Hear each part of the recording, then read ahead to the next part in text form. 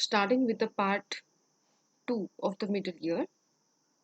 Now in this we are going to see the details of the contents of the tympanic cavity and the applied aspect of the middle ear. Now in the contents, it is having the three ossicles, that is the malleus, incus and the stapes, two muscles, these are the tensor tympani and the stapedius muscle, six sets of arteries are lying and the four sets of the nerves, these are lying in the tympanic cavity. Now the details of the ossicles, these are the malleus, incus and the stapes. The malleus, it is having the globular head, a neck, lateral process, the anterior process and the handle or the manubrium.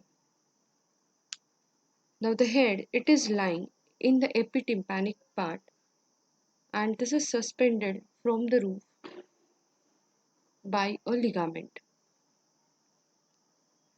It articulates posteriorly with the incus, forming a incudo-malleolar joint, which is a saddle type of the synovial joint.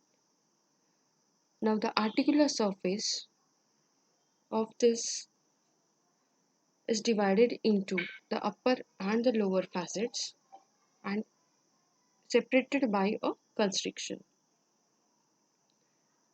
The handle or the manubrium, this is directed downwards, backwards and medially, and this is embedded in the fibrous layer of the tympanic membrane. The medial surface of the upper end of the handle, the handle of the malleus, it receives the insertion of the tensor tympani muscle. The anterior process of the malleus, this is connected by the anterior ligament to the spine of the sphenoid through the petrotympanic fissure. The lateral process, it projects from the root of the handle and is attached to the upper part of the tympanic sulcus by means of the anterior and the posterior malleolar folds. Now this malleus, it is developed from the first branchial arch.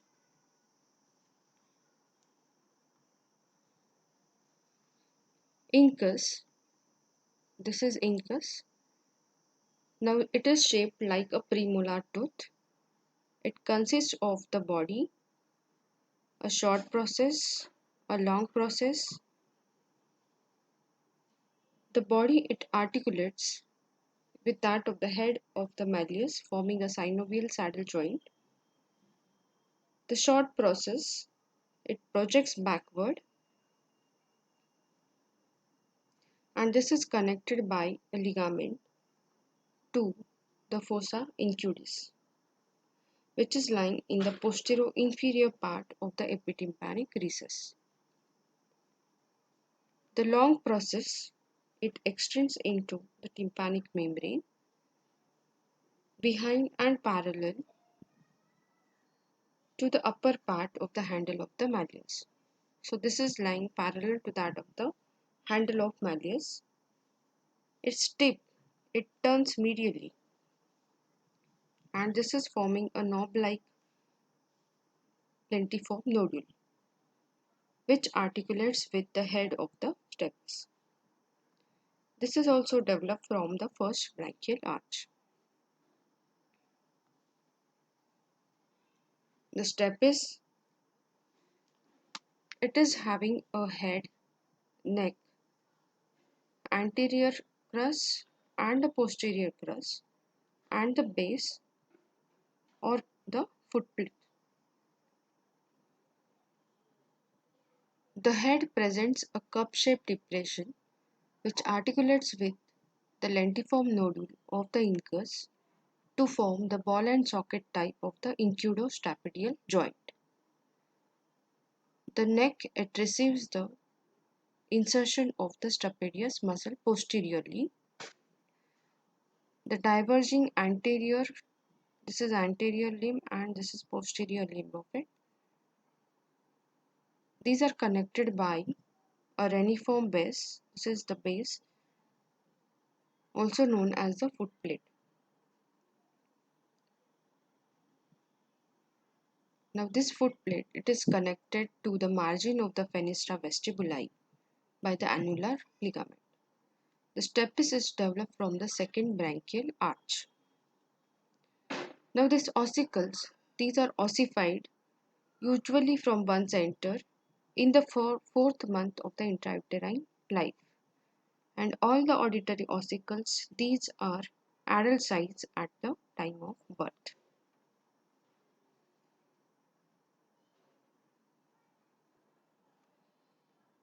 Muscles of the middle ear cavity. Tensor tympani. It arises from the sulcus tubi and the cartilaginous part of the auditory tube. This passes backwards through a bony canal which is lying above the auditory tube and along the medial wall of the tympanic cavity. Now here the tendon, it turns laterally around the bony projection that is known as processus trochleariformis, and it gets inserted into the root of the handle of the malleus. Now this is supplied by the trunk of the mandibular nerve through the otic ganglion without relay and conveys the fibers from the nerve to the medial pterygoid muscle. Action of it is to draw the handle of malleus medially so as to tighten the tympanic membrane. Next muscle is the stapedius muscle. This is an asymmetrical bipinnate muscle arising from the pyramidal eminence which is lying on the posterior wall of the tympanic cavity. Its tendon, it passes forwards through an aperture and gets inserted into the posterior part of the neck of the stapes. Stapedius, it is supplied by the facial nerve and action of it to draw the stapes laterally.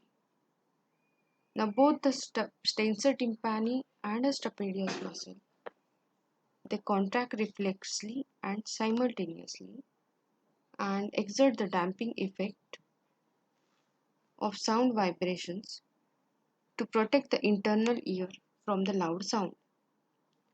If there is paralysis of the stapedius muscle, it results into the hyperacusis, that is nothing but a whisper can be appreciated as a very loud sound.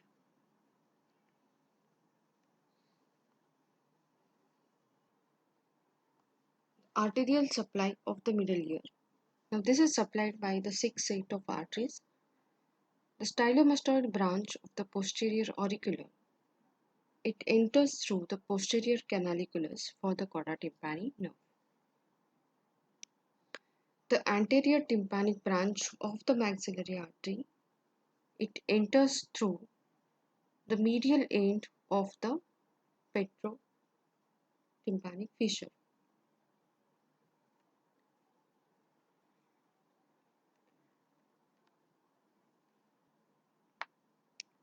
So this is the anterior tympanic branch of the maxillary artery which passes through the medial end of the petrotympanic fissure. The petrosal branches from the middle meningeal artery. They enter through the hiatus for the greater petrosal nerve. The superior tympanic arteries branches again from the middle meningeal artery. They enter through the canal of the tensor tympani muscle. Then the branches from the ascending pharyngeal arteries and the tympanic branches of the internal carotid artery, which pierce the wall of the carotid canal. So these are the 6 sets of the arteries supplying the middle ear cavity. The venous drainage of the middle ear cavity, it drains into the superior petrosal sinus and the pterygoid plexus of the veins.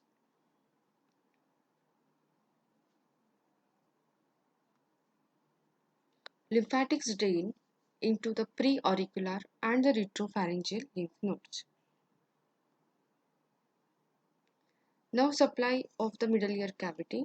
This is supplied by the superior and the inferior caroticotympanic nerves.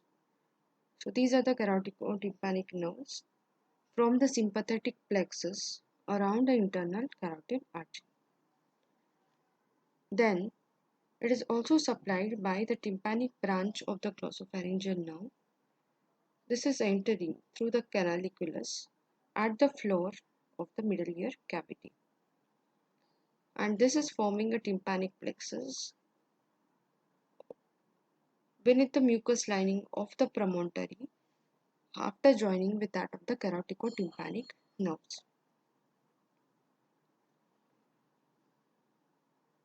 Then the cauda tympani nerve, it runs forwards between the mucus and the fibrous layer of the tympanic membrane.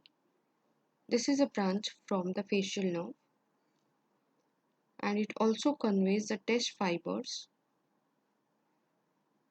from the anterior two-third part of the tongue and the preganglionic secretomotor fibers for the submandibular and the sublingual glands.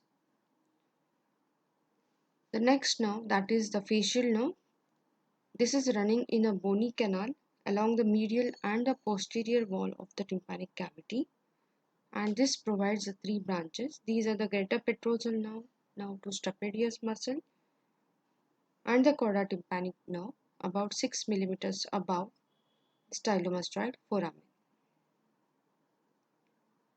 So it is supplied by the caroticotympanic nerves, tympanic branch of the glossopharyngeal, cauda tympani, and a facial nerve.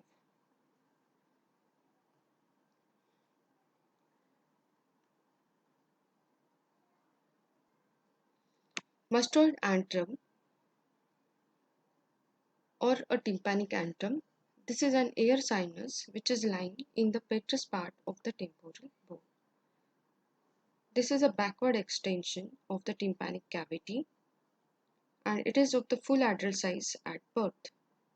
It measures around 10 mm in size, while the capacity is around 1 ml, and this is lined by the non-ciliated flattened cells. Boundaries of the mastoid antrum. Now the roof of it is formed by the tegment tympani. It is related to the middle cranial fossa and the temporal lobe of the brain. The floor, it receives the openings of the mastoid air cells, which are sprouted from the antrum and extend into the mastoid process. Now these mastoid air cells, these are absent at birth and they start development after 2 years of the age. Now the upper part of the anterior wall, it communicates with the epitympanic part of the middle ear cavity through the adductus to the antrum, while the lower part of the anterior wall, it is related to the descending part of the bony facial canal. The posterior wall of it is related with the sigmoid sinus, which is separated by a thin plate of the bone, and sometimes the mastoid air cells, they intervene between the venous sinus and the antrum. Now the medial wall presents a bulging for the lateral semicircular canal and close to the adductus of the antrum, and the rest of the medial wall, it is related with the posterior semicircular canal.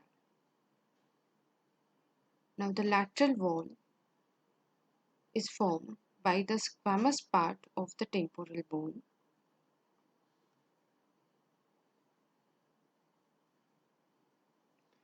which is lying below the supramastoid crest, and this is represented externally by the suprameatal triangle,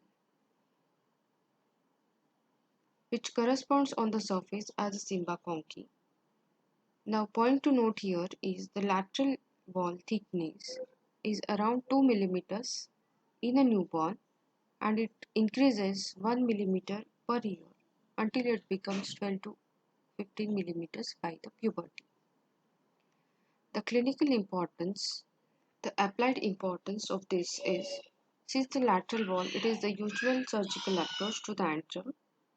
So the limits of this McEwan's triangle, these are very important before chiseling.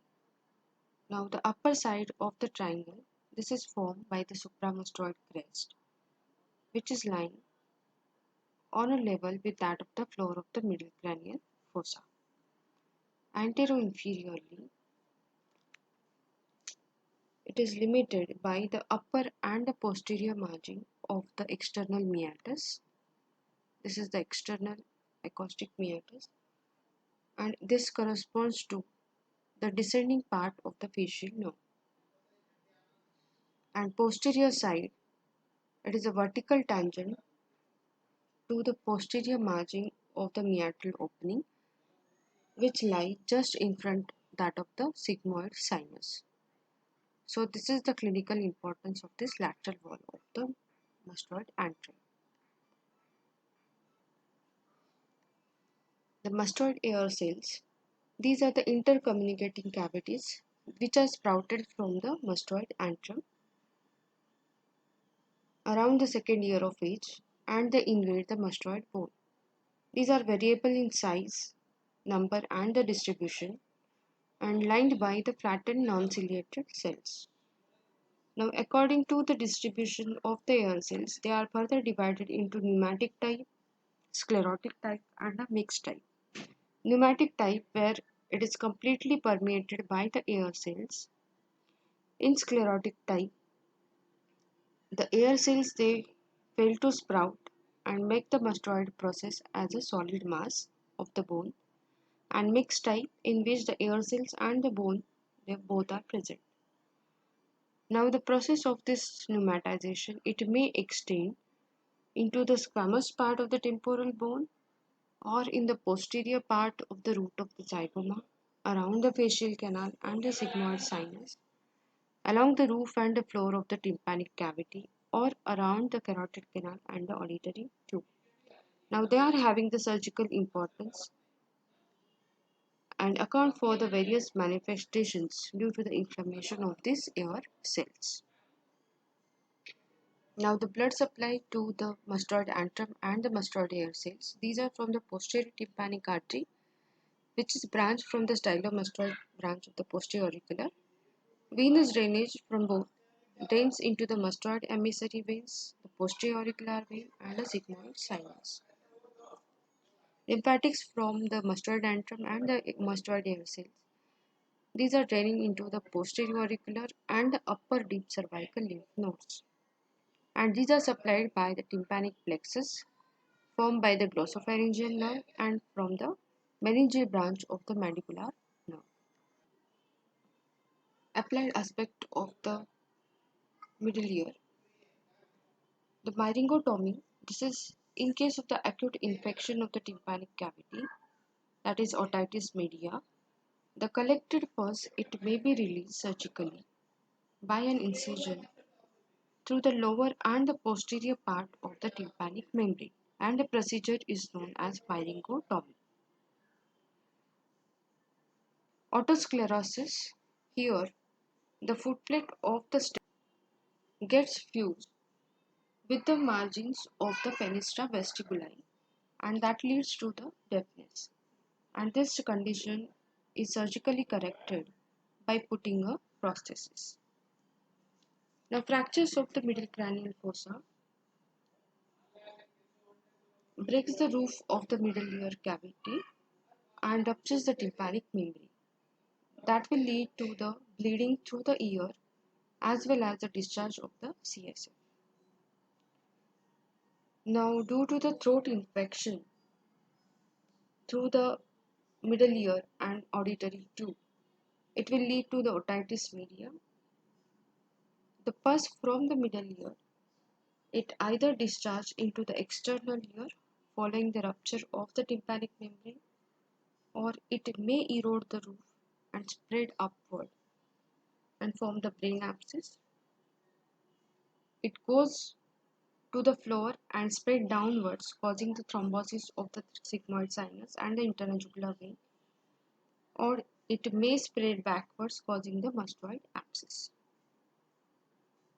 Now, in case of the inflammation of the auditory tube because of the common cold, this causes the pain in the ear. Now, this is aggravated by the swallowing. Now, this is relieved by putting a decongestant drops in the nose, which opens the ostium. Then there is hyperacusis due to paralysis of the stapedius muscle. Here, the movements of the steps, these are dampened, so sounds they get distorted and get too high in volume. Condition is known as hyperacusis.